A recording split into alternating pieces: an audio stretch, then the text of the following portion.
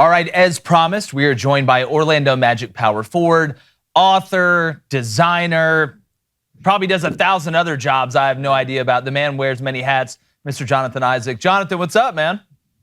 My man, what's up? What's up? Thank you for having me. Excited to talk with you guys. Exactly. I want to start off to tell you congrats on the book, Why I Stand. Yes. Unbelievable. We talked about it, being released when you came on here last time, and then the merch line. Again, you've got your hands full, man, but you're doing it right.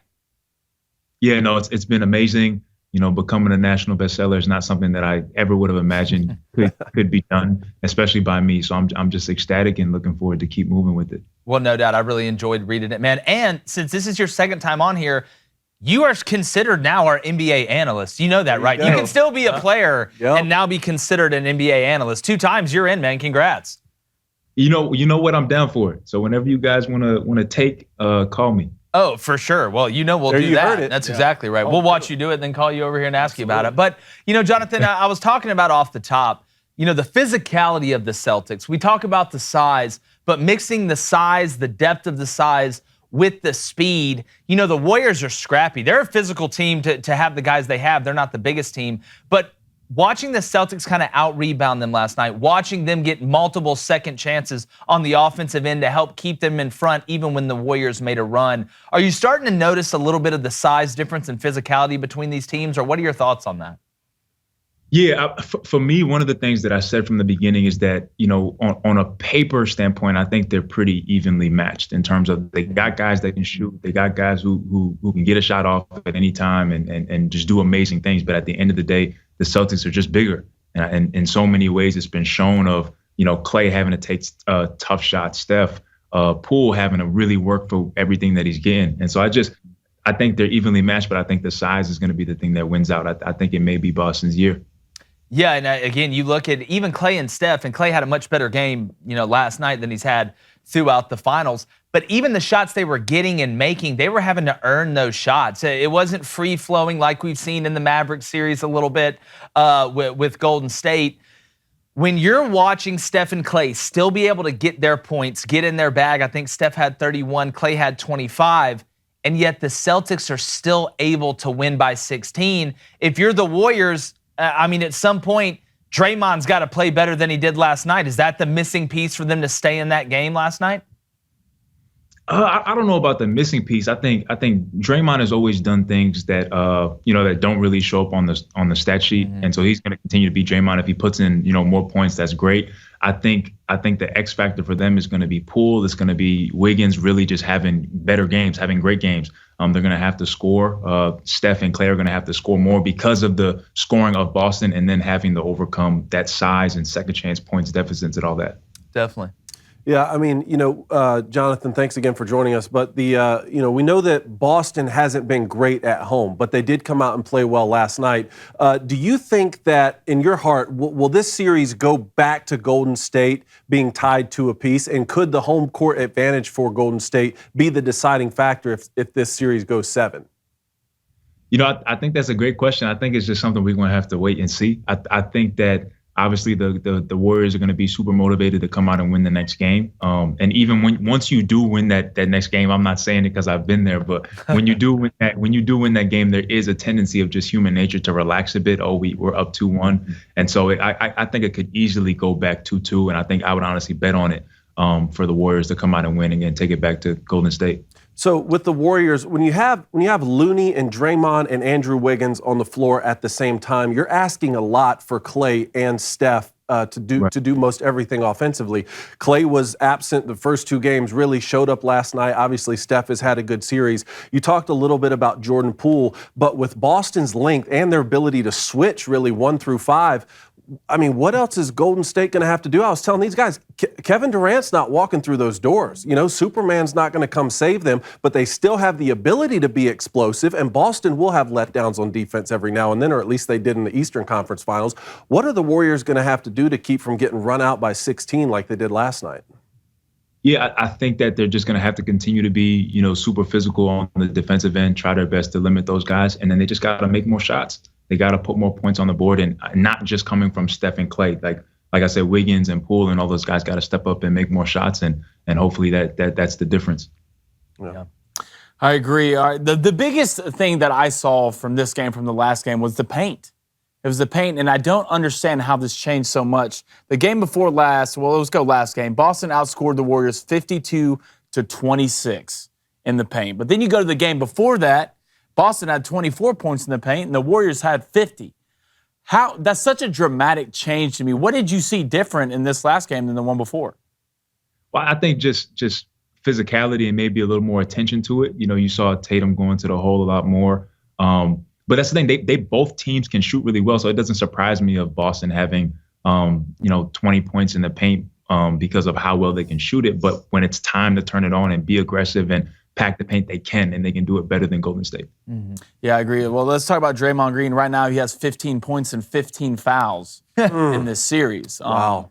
Draymond's always been known as the heart of the Warriors. That makes it go. But right now, with Steph on the court, I believe their offensive efficiency is 116, and with him gone, it's 91. That's a dramatic difference. He can't do it by himself. Do you think Draymond is going to have to at least score at least 10 points a game to really make Boston respect his game of being able to put the ball in the basket? Honestly, I don't think so. Okay. I just don't think it's Draymond's game. He's so good in other ways. If he puts in the 10 points, great. I don't think it makes all that difference, to be honest. I think it's going to be those other guys that have to step up and make shots, and Wiggins to get into the 20 points, or somebody else to really show out. But no, I think Draymond has to continue to do what he's doing. You can't out Draymond, and he's just going to do what he does and be him. But I wouldn't say I would bet on needing him to score 10 points for them to win. Jonathan, and again, I know you play for the coach that you play for. You don't play for all these coaches, but you're able to watch. You're able to see them switch defenses. You're able to see the identity that each team has. When you get to the finals, everybody knows what everybody is running. How much new stuff do you see, or are you watching in these finals? Each game that these coaches are adding, or is it basically, look, you know what we're going to do, we know what you're going to do, let's just see who does it better? Yeah, I think it's both of that.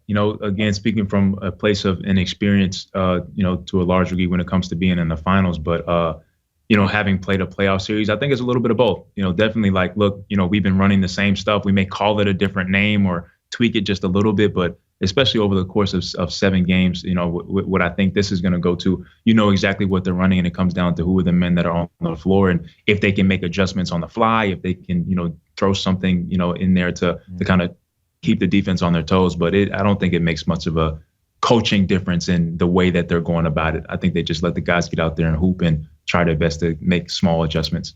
True. I want to ask you about the book, but I do have to ask you this. The Magic pull the #1 pick overall in the NBA draft. You guys already have a roster of young studs. Now you're going to be able to add another one. How excited are you, Jonathan, for the future of the Magic? Because now you guys, with the roster that you're going to have, there will be no Magic needed. The only Magic's getting you out of the game.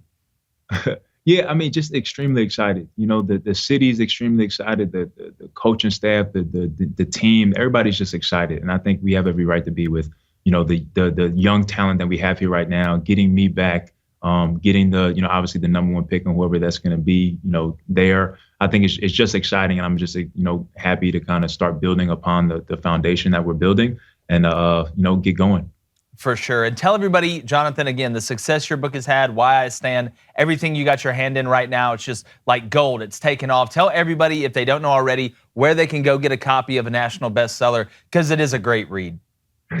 I appreciate it, man. You can go ahead and check out Amazon. That's probably the easiest and the best way. But Barnes & Noble's, Books A Million, wherever books are sold, go grab it, and it won't disappoint. I have one more question. No, go ahead. Do we have time? Yeah, go. You mind if I go back to the series real quick, Jonathan? I thought of something here, because the Warriors have been outscoring the Celtics in the third quarter of each of the games so far, which makes sense. That points to great coaching. We know Steve Kerr's a great coach, but they've been getting outscored in the fourth quarter of each of these games, which to me is surprising, since they're 3-time champions and they have all of this playoff experience, that the Boston's been able to win the fourth quarter. Is that surprising to you, that they've been coming out of halftime hot, winning the third, losing the fourth, and could that be an ultimate deciding factor in this series?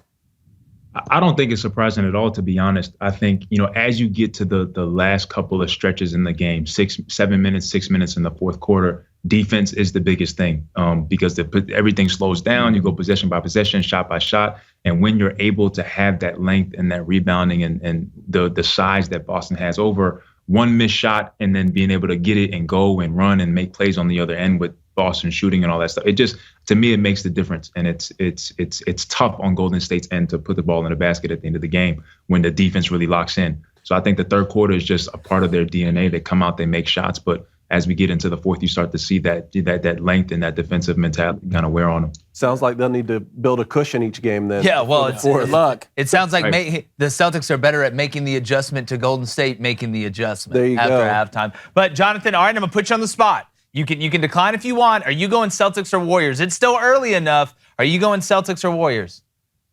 I'm hoping that this thing is going to go to 7 games. I think the world deserves it. It's been a fantastic. To me, it's been a fantastic. It has. Just It's been good. In general, it's been where you don't exactly know what's going to happen. I think it's been exciting and fun. But I would go Boston. I think it's their year.